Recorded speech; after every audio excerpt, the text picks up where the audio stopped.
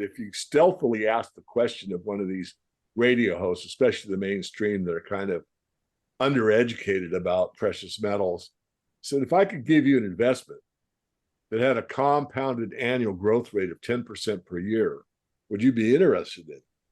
And of course, the host would say yes. So, well, the one that's done that's gold. Name me another one that's done a compounded annual growth rate of 10%. And they wouldn't be able to come up with it. The Financial Survival Network. Now more than ever. And welcome. You are watching and listening to the Financial Survival Network. I'm your host, Kerry Lutz. Well, we've got a rare treat. David Morgan is with us now, themorganreport.com.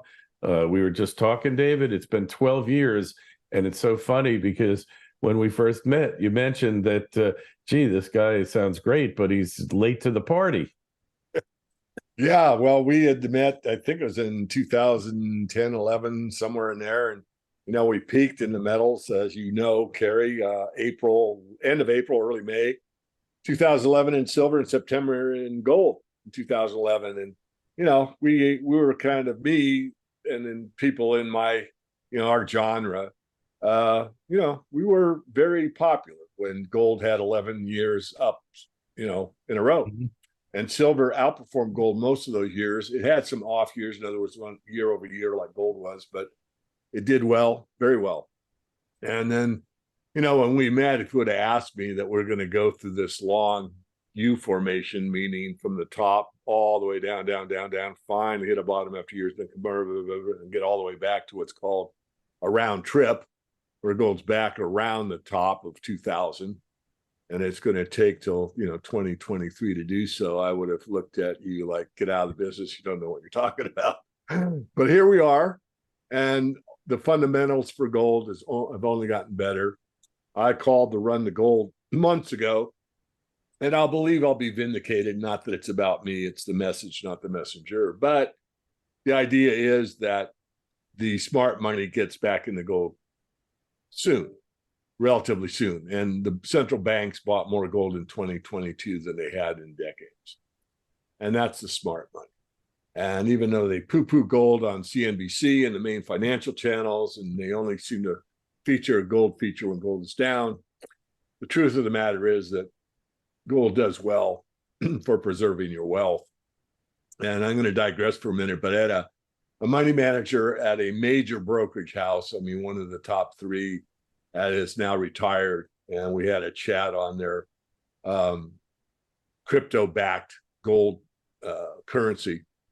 And he said, all those years I worked at XYZ financial house, I put people in these stocks and that stock and the S&P and everything else, because if only I put them in the gold the whole time, they would be better off. Now, I have to be fair. That's from roughly the bottom to now. But if you measure from the bottom to now, stocks, bonds, and gold has outperformed everything. So now, has it outperformed a certain stock? No, but it's outperformed the indexes. Gold has outperformed the S&P 500. It's outperformed the bond index. So back to you, Kerry. But, gold, I just want to go on a minute more. Especially early on, he's like, oh, he's only a gold bug. He doesn't know what he's talking about. But if you stealthily ask the question of one of these radio hosts, especially the mainstream that are kind of undereducated about precious metals, said, if I could give you an investment that had a compounded annual growth rate of 10% per year, would you be interested in? And of course, the host would say yes. So, well, the one that's done that's gold. Name me another one that's done a compounded annual growth rate of 10%. And they wouldn't be able to come up with it. Hey, so I don't know if you caught Zero Hedge today. The new gold rush is fat, something that Americans with the obesity epidemic seem to be producing in prodigious record amounts.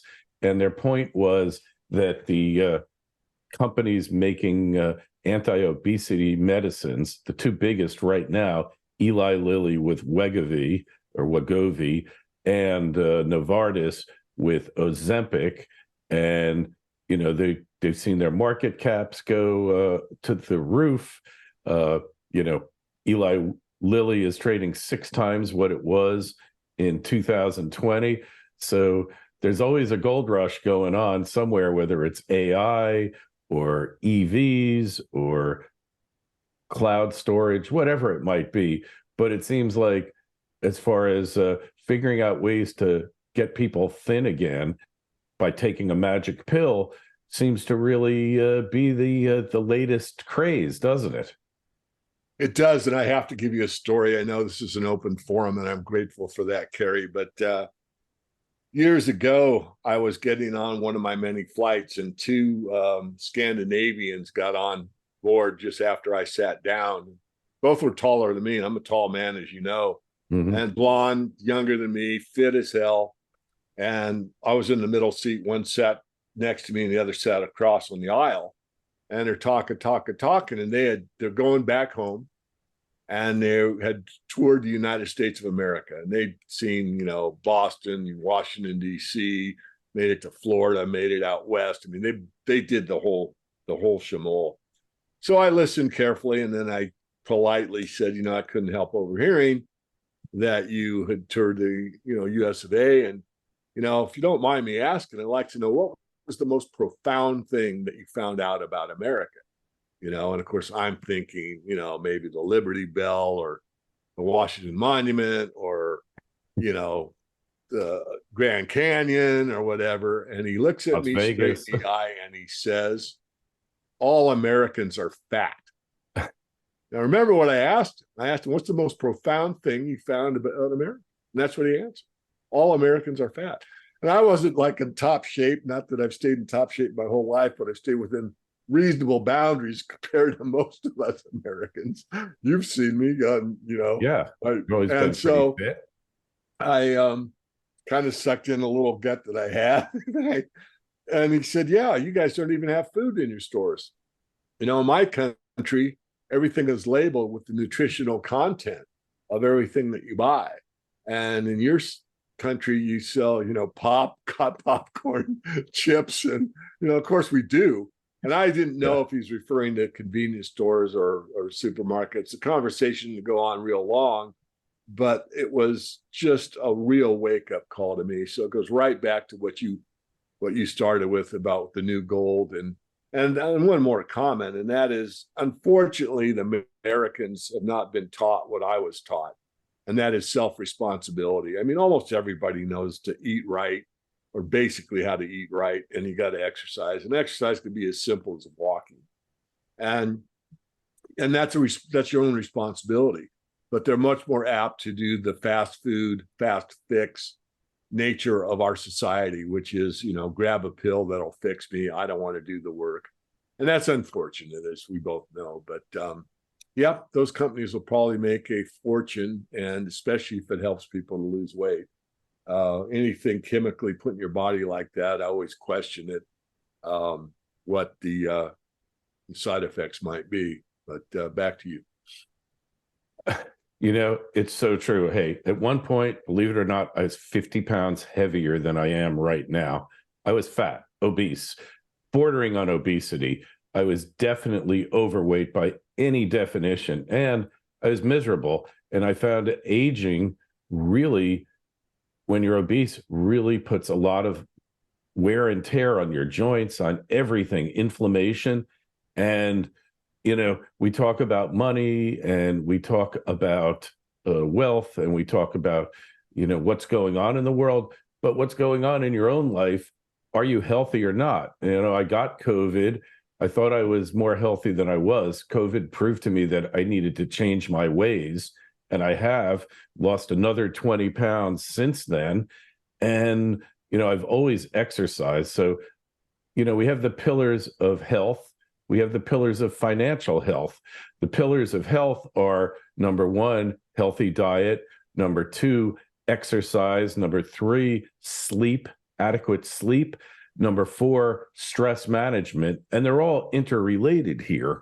What would you say the pillars of financial health are? Having a portion of your wealth in hard assets, in precious metals. What other pillars are there, David? I will answer that, your pillars of financial health. But before I go there, I just want to remind everyone that's not a premium member of the Morgan report that I've signed off from letter one or report one till present with this statement: wishing you health above wealth, comma, wisdom beyond knowledge. So I myself, from what I've experienced in my own personal life, but particularly my family, with my dad having a massive car accident and being a quadriplegic the last year and a half of his life, really put the context of money versus health into perspective I'll never overcome. And because, my dad actually retired very well off due to some investments. In fact, one that I pretty much proposed to him in the cellular phone industry. And he did extremely well in the cellular phone industry. And yet, when he got paralyzed, I'm sure he would have given up, all that financial gain to be able to walk again, right? So I just want to get that out there. So what you said, you already outlined it. It's balance. Nature preaches balance. If you eat too much, you get fat. You eat too little, you're too skinny. If you exercise too much, you can lower your telomeres. If you exercise the right amount, you can keep them long and strong. So there's this balance in nature of the right amount. The old adage that moderation in all things, It's not like you can't ever have that chocolate cake or that cheesecake or, I love cheesecake and I like pie, some pie, but I don't eat it very often, Sure. but it doesn't mean I can't have it. But these people that order pizza 3 days a week are, on a fast train to bad health. So it's the adage moderation in all things. So on the financial legs, what are the three things that are legacy wealth? Gold, land, and fine art. Now, most of us are out of the fine art category because, one, we don't really know how to buy it, and two, it's probably out of most of us middle class, working class people. But those are the three of the wealthy, of the elites. But two of those are accessible to any of us, really, or any of us that can save. And that is gold, which basically I would broaden it to precious metals, and land, which is, unimproved or improved land, real estate or commercial real estate, residential homes, farmland, any of that classifies as land. And then art, I'll just leave out there. But on a financial portfolio, you want what I think the late, great Harry Brown, who was one of my mentors. And he came up with something called the permanent portfolio. And the permanent portfolio, I don't remember the percentages, folks, so forgive me, but I'll give you the right idea. So a certain percentage was bonds, a certain percentage was stocks, a certain percentage was real estate, a certain percentage was precious metals. And there might have been another one like miscellaneous, like if you wanted to do private equity or have your own business or whatever. I don't recall if that was in there or not. And so he had the percentages. And then what he did on an annual basis. So you're not sitting there stressing all, day, what's the price of gold doing today? And, oh my God, they, took the silver market down again and all the stuff that many of our followers do. You just casually had a nice, glass of wine or whatever on, mid-January. You looked at your portfolio and you saw if the bonds in your portfolio, instead of being 30% of the portfolio, were now 40%. You sold off that amount until you got the bonds back down to 30%. And then if you saw your precious metals were down from 15% of your portfolio to 8%, you put that bond money into the precious metals to bring it back up to 15%. So what you were doing was obviously common sense, good money management. When things got above their cost, in other words, you had a profit, you took the profit, but not all of it. And things that were undervalued, you allocated money to. So you were selling high and buying low every year. And it's used to be on the mutual funds. So Terry Coxon actually had the idea. So I'll give credit because Terry was worked with Harry and did an excellent job for him. And you could buy the permanent portfolio. I think it's long gone now. But if you go to, I don't know if it's on Amazon or not, but if you Google Permanent Portfolio by Harry Brown, Browne, I'm sure there's some used books out there. And I'm not saying you should do it exactly, but it's a great way to look at the markets. And I'm not a big bond guy. I've never owned a bond in my life outside of savings bond that we were required to buy at work at one point in my career. But, stocks, I'm not against them. Real estate, I'm not against. I have real estate. So it's balance again, and I think you have every category. And people say, well, you should really over diversify or whatever at certain times. And to go back to what I outlined with the permanent portfolio, and the metals have been down for so long, and bonds were the best thing you could be in from 1980 for 40 years. They've peaked. I wouldn't touch a bond now if you pay me to be in them, but for 40 years, it was really one of the best places to be. So let's say you were in that mindset for those 30 or 40 years, and you would be selling off gains in your bonds the whole way and putting it into precious metals the last 12 years or so, and others. I mean, the stock market goes up and down too, but I think that's my best answer. I don't get that question often, and most people wouldn't have an answer like mine because they're not as old as I am, as seasoned as I am. Same here. I've done as many investments as I have, but that's the answer. There's actually a place, I looked it up while we were talking, called the Lazy Portfolio ETF, and they have what's called the Harry Brown Permanent Portfolio. Now, obviously, there's no real estate in it, but they could have put REITs in there too. Right.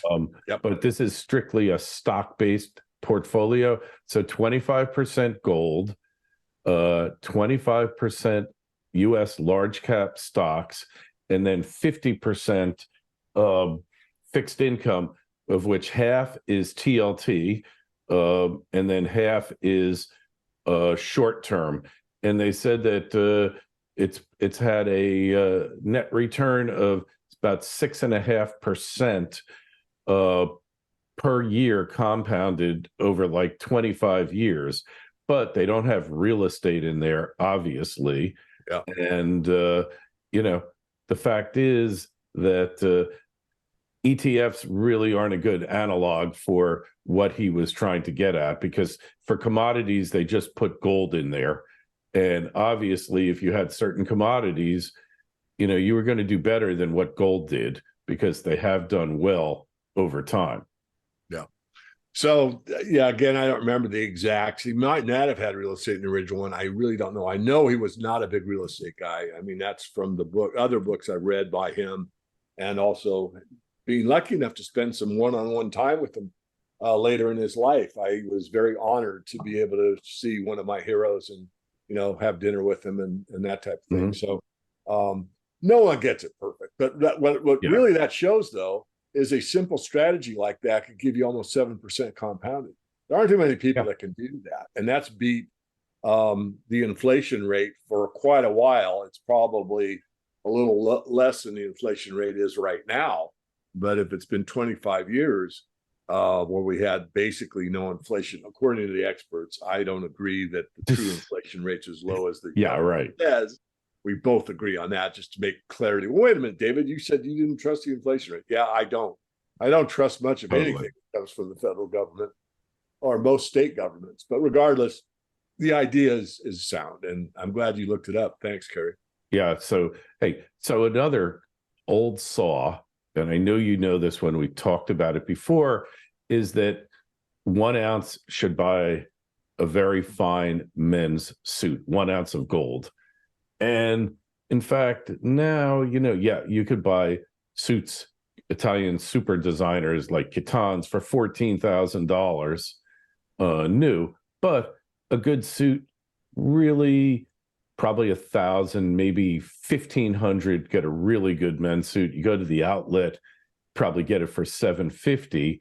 So gold has really pulled ahead of what it used to be as far as buying 1 ounce, buying a fine men's suit.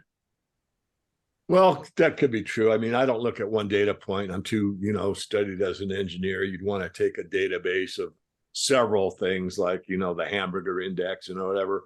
I don't know whether an Armani costs. I've never owned one. Maybe they're 2,000. I was going to say 2,000 is probably about right. But regardless, the idea is the same. It preserves your wealth. And in the suit category, it may be overvalued. I'm not arguing with you, but in the food category, it may be undervalued. We don't know, but that's why I like to take a broad base. But the suit analogy is good because people can relate to it. And so, again, no argument. But I would say that gold is very undervalued relative to the money supply. Because if you look at what's the paper price of gold, it's a very easy equation. I put it out. One of my first internet articles is still floating out there in cyberspace somewhere, called Engineering the Price of Gold. And you take what the Austrians call base money or true money supply, which is M0. So that's the amount of paper. So that's, you put that on the numerator, then you take the amount of gold and you divide it. That's the denominator. And if you do that division problem, you come out with $14,000 an ounce, which is the high price suit you just mentioned. So that's at 2,000 now. So from that metric, it's 7 times undervalued. And the reason I say that is, you go back into history, you'll see where that metric worked. In other words, as Mike Maloney says, gold catches up and does a financial accounting for all the bad printing that's gone on for years. Yeah. It did it in 1980. If you do that same math, it's really arithmetic, it's division. If you do that in 1980, what you'll find was that the paper price of gold was $400 an ounce. Yet it peaked at $850 in the spot market January 21st, 1980, which is over double the theoretical true gold price. And we could have gone back on a gold standard. So that was 9 years from the time Nixon closed the gold window.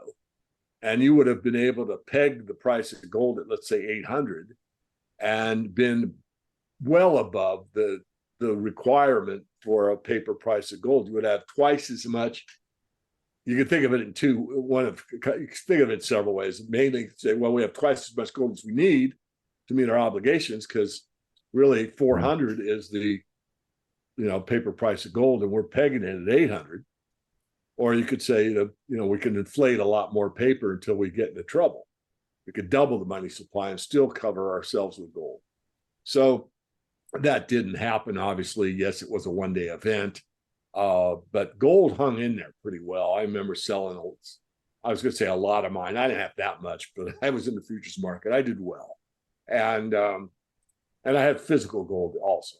And I sold some of my physical around the $700 mark, but I had time. It wasn't like I had to do it like the day after the peak. There were months there where it was floating in the $700. Silver is a different story, but silver was clobbered. I think the commodities exchange feared silver far more than they feared gold, because when the Hunts really had them by the, had them basically, they didn't know what to do. They panicked. They had to panic. There wasn't Changed much. all the rules. No, exactly. Crashed it. Hey, so one thing that we've seen, though, is that our sector that you and I follow, intimately involved in, the precious metals miners, are in the dumps here. I mean, the majors, the medium ones, okay, they're doing all right, but the others, are the juniors, are just, they're in a world of pain. That's the worst it's been to my knowledge. I mean, there's a metric you can look at. There's a Barron Gold Index, which hasn't been around all that long. But if you look at the discrepancy or the change between the price of the metal and the price of mining shares, we've never had this big a gap before, which really spells opportunity. And it's, of course, disheartening to me, because that's basically the majority of what I do. Of course, I look out ahead. I looked out ahead on this green revolution thing. I'm going to be on an interview later today on critical minerals. And I don't know what the guy expects, but you know me, I'm me, and I am independent. I don't work for a publishing house. But regardless, it's a ruse. But anyway, I digress to come back. Yeah, I'm concerned. There's just, these things just don't add up, Kerry. Mm-hmm. Yeah, they certainly don't. So looking ahead, as much as we can, for whatever it's worth, how do you see the situation unfolding? I mean, I heard about the BRICS and the so-called gold-backed currency, but you got failing economies trying to do a synergistic play that somehow the sum of all their currencies is going to be worth more than the individual currencies themselves. It seems destined to failure.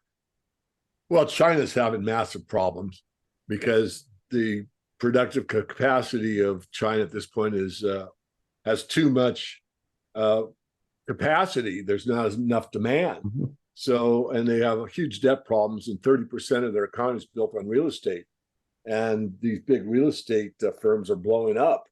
And so they're really in a very, very precarious situation. The banking sector hasn't reflected the amount of pain that's in the real estate sector, but it will.